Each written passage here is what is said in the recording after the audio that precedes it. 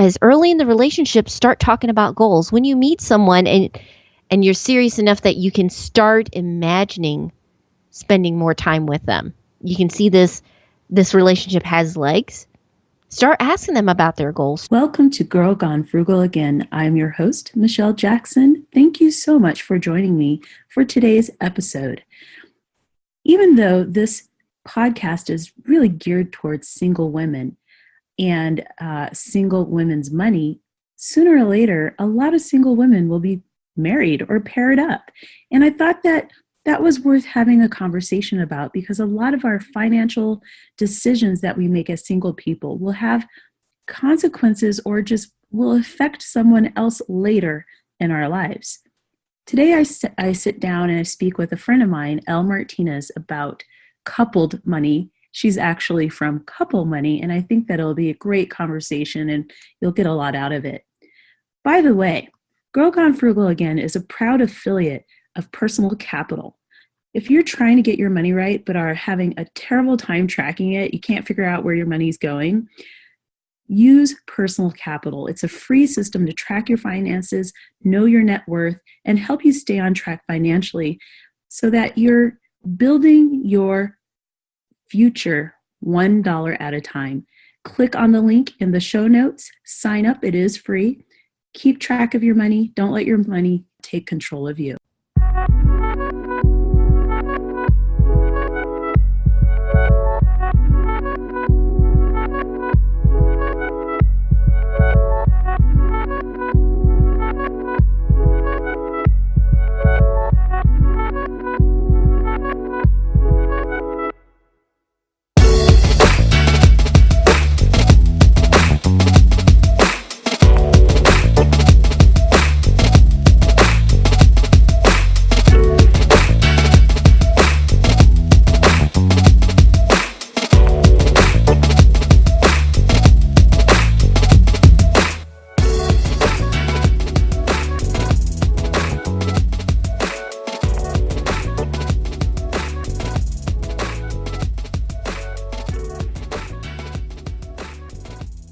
Everybody, welcome to Girl Gone Frugal again. I am your host, Michelle Jackson, and today's episode is really special to me because I am getting back from a slight case of pod fade, which means I kind of disappeared for a little while. Today I'm speaking with my dear friend, Elle Martinez from Couple Money. Probably wondering, well, don't you talk to single women about their money? Yes, I do, but a lot of single women will eventually become couples of some sort. So I wanted to speak with my friend Elle, celebrate a huge win she's currently experiencing. And everyone, please just take a seat, listen to this episode. I think it's going to be a lot of fun, and it's a wonderful episode to start courting again and talking about all things single women and money, ironically, with Elle from Couple Money. Hi, Elle. Hi, Michelle. So good to chat with you. I am so excited to share your story, have you school us on some things, and to also celebrate your wins. So if you could please let people know about who you are and what you talk about. Sure. So I'm Elle Martinez. I'm the creator and host of Couple Money, which is a podcast and website dedicated to helping spouses work together on building their wealth. And a lot of the principles I do teach apply to anybody. Of course, with couples, there's always this added layer, with any relationship of equals where you're trying to respect one another, try to get together and be on the same page while still understanding that you're two separate people. So basically, I wrote this book because I'm on the path of financial independence, but I'm more interested in financial freedom, if that makes sense. Building wealth is kind of a side effect of the path that I'm going on. And I had written this book basically because I interview couples who've done extraordinary things with their finances, and I found that there were so many different patterns that kept coming up, habits that they had that can help not only couples, but also single people as they progress, get out of debt, save for their dreams, and maybe retire early if they want to. And actually, you mentioned this a couple of times. The win that we were talking about, ladies, is the book that Elle wrote. And Elle, if you could share the name of the book, and we'll share a link as well and talk about how you can purchase it. But what's the name of your book, which I'm really excited to read? I'm so excited. I'm nerding out on it. It's Jumpstart Your Marriage and Your Money, because it's such a huge source of stress when you talk about finances and love and relationships. I wanted newlyweds and also just couples who are rebooting to have the essentials they need to get on the same page and build wealth together. And how on earth did you even get into this? Like, why were you writing? Why did you begin writing about money? And could you kind of walk us through your story? Like, what happened before the book came to be? This book is like years in the making.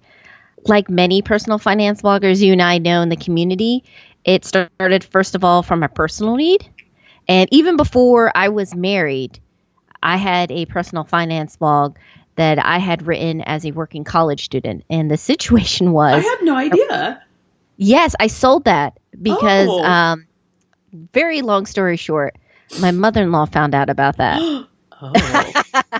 And she's very sweet, very nice. But I had heard feedback from my brother-in-law that she was asking him questions about his finances. And yeah, it was interesting.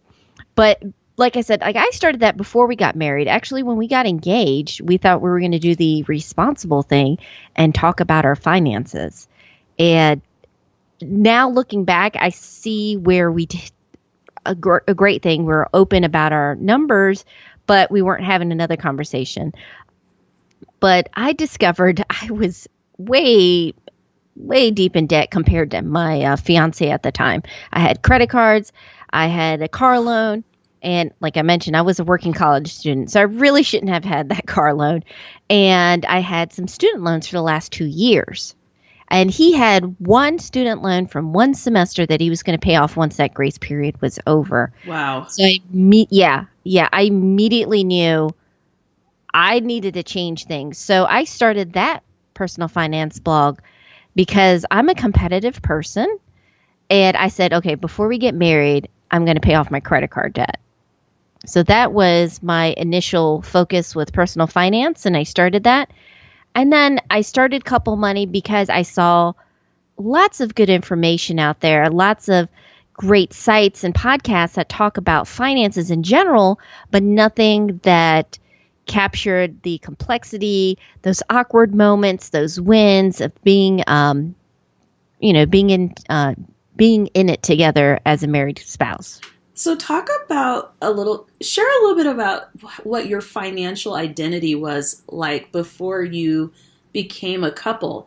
And what were some of the things that you brought to the relationship besides the debt, like expectations or ideas that surprised you? And what did you do to kind of merge your money with your husband? Or when you were just dating, like what could you kind of walk us through that? Well, I will say, like, looking back, I realized I had in my mind certain expectations, and I think we all kind of get caught up in that. For me, I was really good. Like, I've always been someone who, if I have a very specific goal, I can save and make money for that specific goal. So in terms of before I was dating my husband and, when it was me, if you told me to save for retirement, I did, but I did the bare minimum. I felt like it was very abstract. It was very far away. It's like something I'll do later. But I was great about saving for specific things, like certain trips or, paying ahead of time. And once I got on the page of, I need to dump this debt, bam, I'm on it. So I'm a very action-oriented person, you can say. But I wasn't directing my energy the correct way. And then another thing was just having this expectation, well, if I can afford the payments, then I can afford it. That mindset, because I had, and it's not like we say it out loud, but for me, I kept thinking, well, everyone has a mortgage, everyone has a car loan. That's not true. But even if they did, even if everyone else around me did, that doesn't necessarily mean that has to be my path. So I think my problem at first was not establishing what I truly wanted. I was kind of in the thick of life. I had a lot of things going on, but we always do, right? We Right. always have something going on, taking care of family. My grandmother was ill, some time off of college to take care of her. And so I realize now that I could have done a better job establishing what are my values, what do I really want, and cut out everything else as much as possible, and focus on those goals. And that applies whether you're married or not, because that's in my book too. Like, what is your goals? Just because someone's going to do this and you're supposed to do this and buy a house and you have this step. I didn't do a good job of that. And my husband he had some good points. Like I said, he didn't have a lot of debt, but he wasn't also investing or really so much saving, as he was very particular about what he spent money on. So I think that was something we had to learn together. And that it took a while. Like, we got certain things right on marriage. We're like, let's minimize the debt that we take on. Let's pay down the car loan. Let's avoid credit card debt and see what happens there. But I don't think we had a big goal in mind at first. You know what I was thinking about? So one of the topics that I want to explore, that you kind of mentioned in passing, but is really relevant for single women, is that their money isn't separate from other people's. And you talked about how you took time off to help your grandmother. And I'm really curious to know if you feel like sharing a little bit of how that impacted your finances and how that impacted your conversations with your future husband. Like, was he understanding of that? Have you had situations as a married person where you're now, other people's money, other relatives kind of impact you? And what's that conversation like when you're dating versus when you're married? That's a very good question. I have to say, I've always been someone that puts family and friends first. And my husband is good because he's helped me establish boundaries and doing a better job with that. And at the same time, I've helped him because I helped him kind of widen out in terms of like helping people. And it wasn't that he was being stingy. He was just like, well, I need to take care of these goals first that we have, Mm-hmm. And then I've gotten a lot wiser now in terms of there's certain people in your lives, whether it's family or friends, that seem to keep having emergencies. And I'm not talking about someone who is seriously struggling in terms of circumstances have completely ruined them, but it's people just not making wise decisions. And he helped me see that I'm enabling them by continuing to do that. And so at first it was I wouldn't call it like we weren't having fights, but it was a tension because we were disagreeing. We were coming at this from completely different perspectives. So to give you an example, and of course, this is just me. I do not want to speak for all Hispanic families. I don't want that burden, but in our family, it was this expectation that, generations take care of each other. And yes, my family, my mom and my dad were, born and raised in New York, so they're more Americanized, as they say. But there's still this idea that if I ever need help, I have my kids to rely on, or my grandkids to rely on, and that was fine for me because I knew that. But I didn't necessarily tell that to my husband because I wasn't even thinking that until we did have a situation where family needed help, and so I realized, I got to talk this over because it's coming from our joint account. Oh. Yeah, if it's here and there, my personal account, because we have fund money, and it's small here and there. But I think that was, to me, I was more nervous. I was more nervous than he was. And this was an opportunity actually for him to step up, and he did, and I'm glad he did. But we learned also that not only do we need to establish what we want to do, but the reason why. And I think in any relationship, that is so important because it's hard to be on the same page when you don't know where you're coming from. And so when I started explaining, hey, these are the expectations and so forth, and he loves my family, so he's always there to help them out. It just became easier to say, okay, we can do that. But then he also was, again, helping me with the boundaries, which is we can do this amount and then we'll still be okay and your family will be helped somewhat. Right.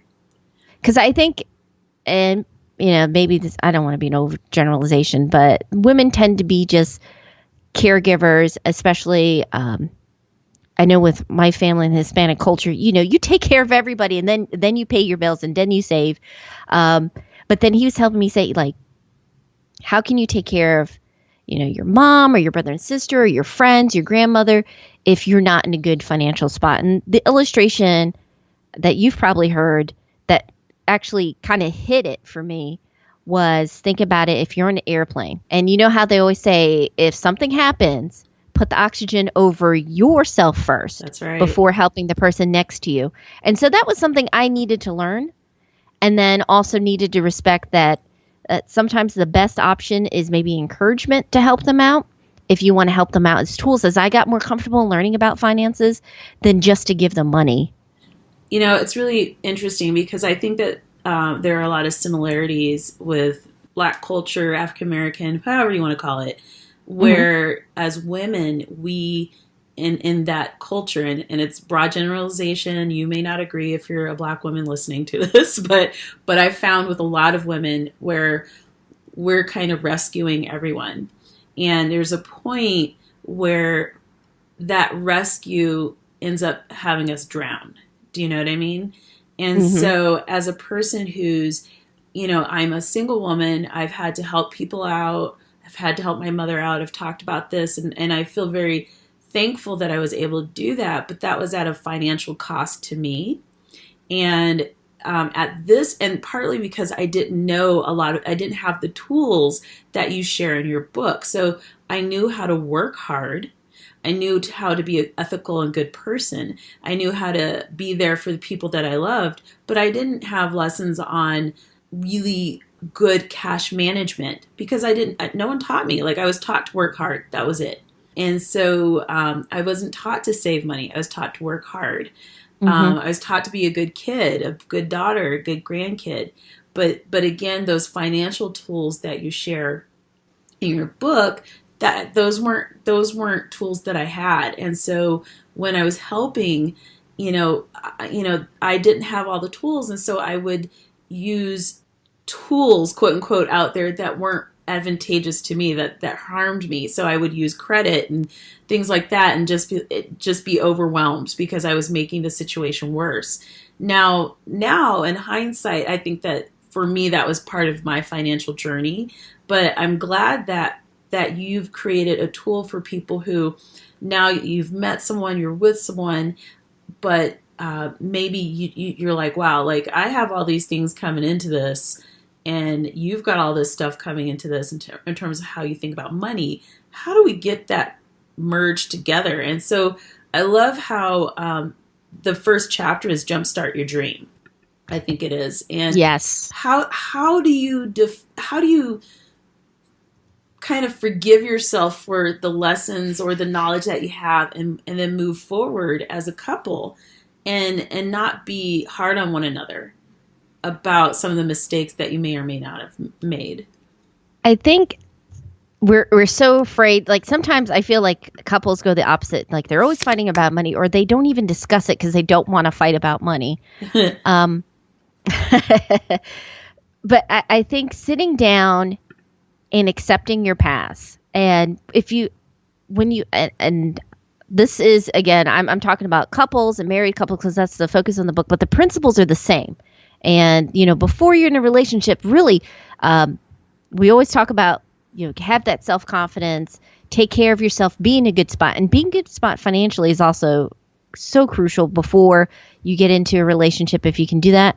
But it's just establishing where do you want to go. So I write about personal finance, and I've written this so you can become financially independent. But even before the numbers, I think we need to start off with what's most important to me. Mm. And that is a big question that's hard to tackle. So I say, what do you want to accomplish in the next year?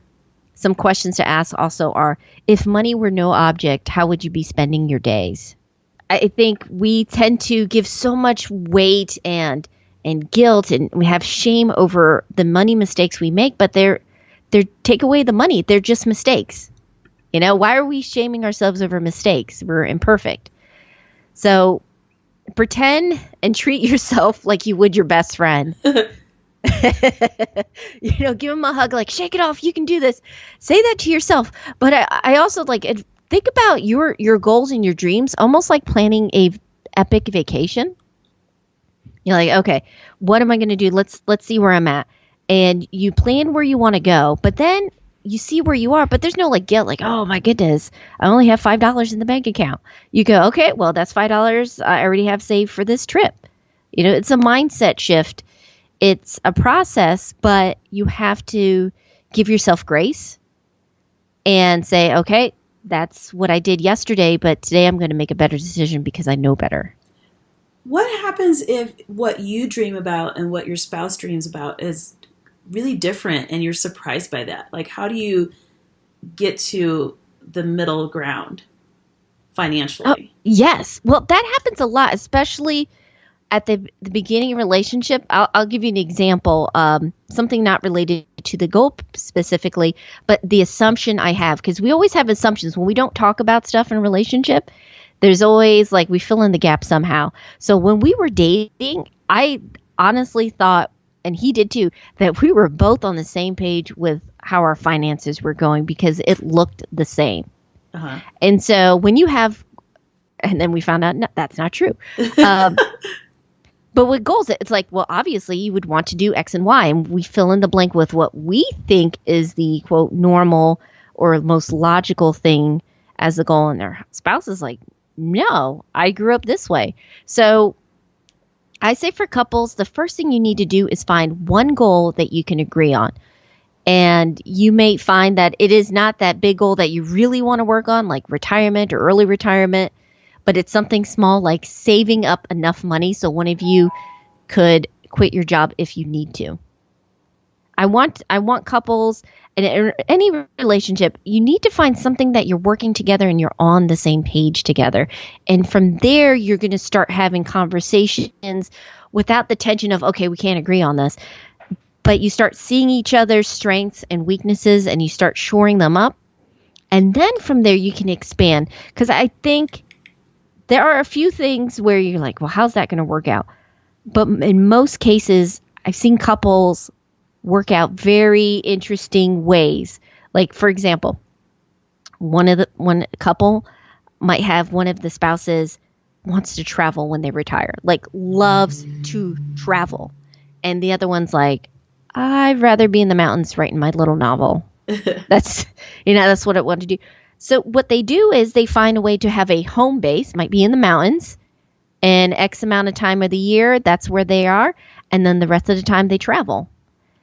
I mean, any relationship, you're going to have compromises. You're not going to get everything that you want, but you also find out that you don't necessarily want to get your way all the way. You want to have some time for yourself, some time for what you enjoy, but you also want to have that person that you love with you while you do it, or it's not fun. What would you say is a financial deal breaker? What would you consider financial infidelity?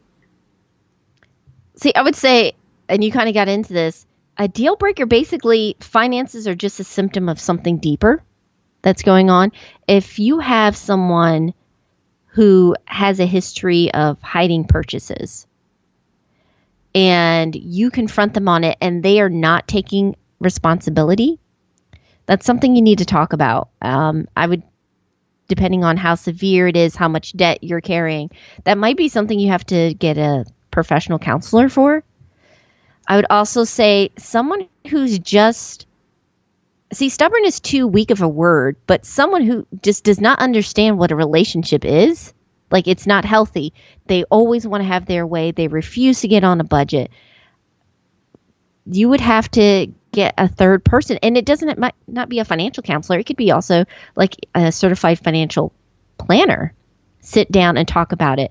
But a lot of times it's, are you aligned with your values? Are you aligned with your goals? So that's my advice is when you can, as early in the relationship, start talking about goals. When you meet someone and you're serious enough that you can start imagining spending more time with them. You can see this relationship has legs. Start asking them about their goals. Start seeing what they value. So not only talk about it, but then pay attention. Are they actually following through on what they say? Did you do the whole like show me your credit score, I'll show you mine? We didn't do the credit score. I think we were both like, our credit score is going to be pretty crappy. We're just college kids, and he just graduated. So and our bank account will be like that different. But we did say, okay, this is what I'm dealing with now. We kind of showed our budgets, if that makes sense. Mm-hmm. So that's, and I will say this, that was an eye opener for me because I was so focused on, like I mentioned, if I can afford the payments, then I can afford it. I didn't even know the total balance. Oh, like all together. So that was a great opportunity to sit and chat. And I want to say for those that are listening, we're in much better position now. We paid off over $35,000 of debt. I was wondering how much debt you guys tackled. Yeah, it was over $35,000 of debt. We are working on paying our mortgage off early. I had enough of a cushion and roadway in our budget that I'm working from home. And our hope is to retire early around 41. Oh, that's nice. Yeah. And yes. What would you, so for a person who's, they found the one, they're dating, they're getting serious, what would be your number one piece of advice as it pertains to money and to just dreaming about that life with that special someone? I would say the first thing you need to do is work on something together financially.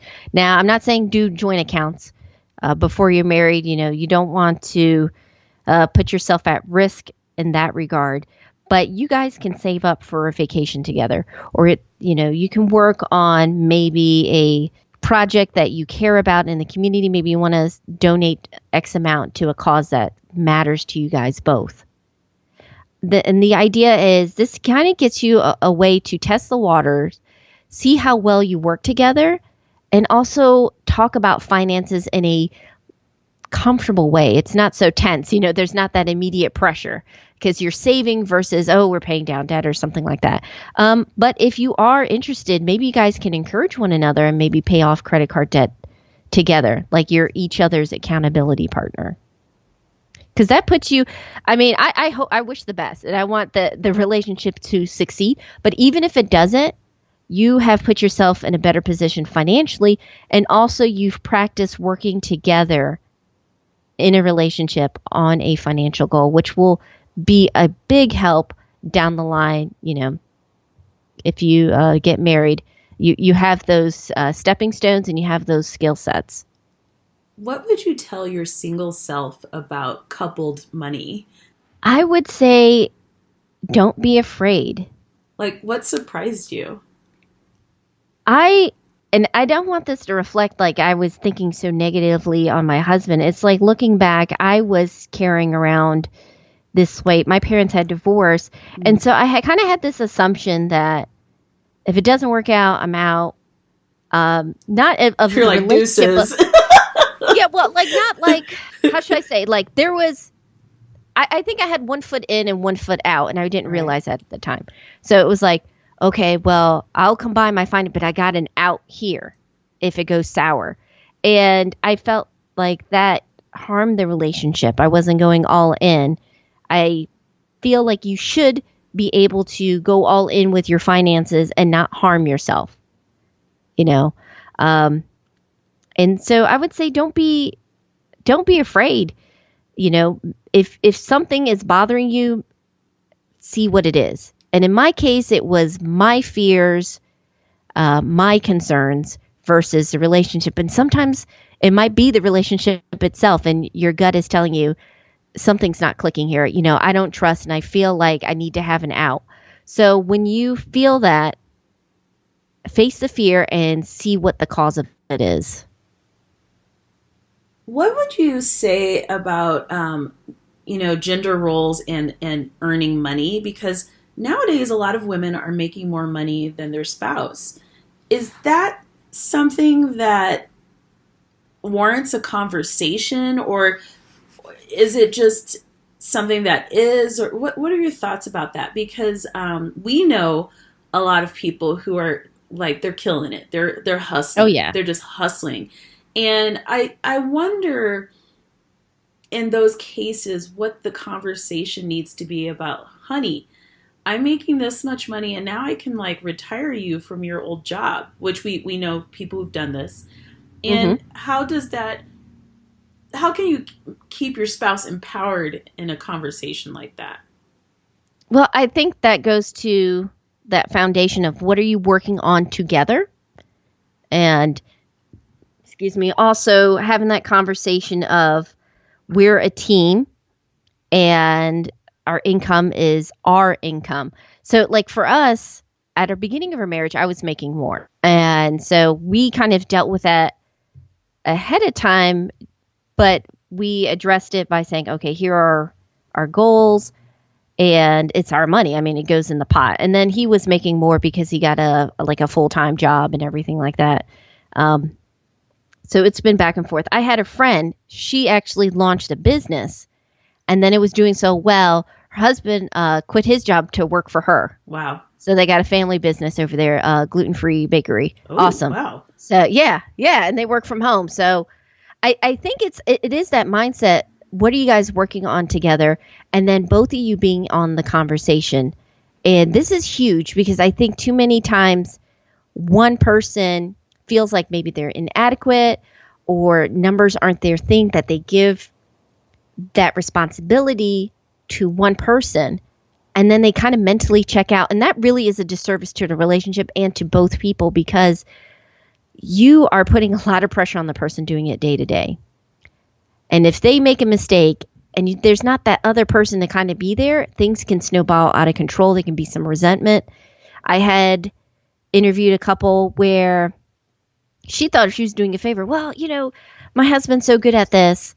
We'll work it out. And they knew that they were in debt and she knew that they were in debt. But at that point, he felt like if he kept saying no to his family, he wasn't providing as a husband. Oh. And so he was carrying around this guilt. She was carrying around like something's up, but I don't know what it is until they were like 3 weeks away from bankruptcy and they were $109,000 in debt. And it wasn't him gambling. It wasn't him. I wouldn't say like frivolous in a sense, like he was buying vacations for himself. It was lifestyle inflation and the family not having conversations. So they're in a much better spot now. They came together, but they realized they needed to both be in. And yes, one person can have the skills and actually enjoy running the numbers, but both of you need to have a way to get together. And I promote this in the book, but like get in the habit of money dates. It's a lot of fun talking about your dreams and working towards it together, but keep those lines of communication open because it is a protection for both of you. For the one that's handling the money, and then also for the spouse. You can't give that up. That is, I'm not saying your spouse is intentionally trying to ruin your finances, but that is one of the benefits of marriage is you have your partner who can shore up any weakness that you have. Elle, I loved our conversation. I want you to maybe just, if you could share all of your social media. I will, of course, include a link to Amazon so that people can purchase the book. Because when is it being released? I want to make sure that I have the right date. June 13th. It's going to be Holy released. moly. So wedding season. So Holy if you need moly. a gift to give, that's a great gift to give. Yes. Please, people, share with your friends. make sure you give the book along with something else. Don't just give the book to your friends. Yeah, that would be kind of like, Put yeah. it in a slow cooker. Put it with like, a smoothie, wrap it around With that or make a little Vitamix. bundle, yeah, Vitamix, put it in a little basket, make it look pretty. But yeah, it's coming out June 13th. I'm really excited about it. And what's your social media in case, so that people can follow you? Sure. So you can go to couplemoney.com, which has everything. And on social media, I try to keep it simple. So on Facebook, Twitter, Instagram, and Pinterest, it's Couple Money, all one word smushed. Thank you, Elle, so much. I am so proud of you. You've worked your butt off on this. I know it's going to be a huge success. As a person who looks forward to being in a couple, to being married in the future, it is definitely a resource that I'm going to look at, work through, and think about as I prepare my money for that moment when I'm eventually in a couple. Yeah, I don't know when that's going to happen, but it's happening soon. It's on my list. Hey, awesome! You put it on the vision board, right? It's on the vision board. I know you turned me on to the vision board thing now. I'll include a link to the vision board as well. So thank you so much, you guys. Please do pick this up. Please do share this with your friends. I have a number of friends who are getting married this year, and I think that it's just a great resource. Again, not just the book. It has to be book with something else, like yes, please. a crystal vase, a Vitamix, an espresso machine, a trip somewhere. But your money as a single woman, there's a point where it may not be just your money. Elle did mention that she helped with her family when she was single. And actually when she was married. So our money doesn't just exist in this plane of it's only ours. And I think it's important to kind of think about that as you pay off debt, save your money, prepare for retirement, making those financial moves so that one day when someone needs help, or one day you're with someone, or one day you might be single and have kids, who knows? But that you have the best financial life that you can possibly have, or at least are creating the foundation for that. For this episode of Girl Gone Frugal, again, I'm so glad that we spoke with Elle. No more pod fade. I'm looking forward to also running a panel at Podcast Movement this summer with Elle and two other fabulous panelists. So if you are attending Podcast Movement, do make sure to check out that panel, and we'll talk to you about that later. So with that, any last things that you want to share? Well, I wish everybody the best success this year. I want this to be their best year ever. And if you have any questions, please reach out to me on any of the social media channels. I'd love to help you. And thank you so much, Michelle. I always have fun chatting with you. Thank you.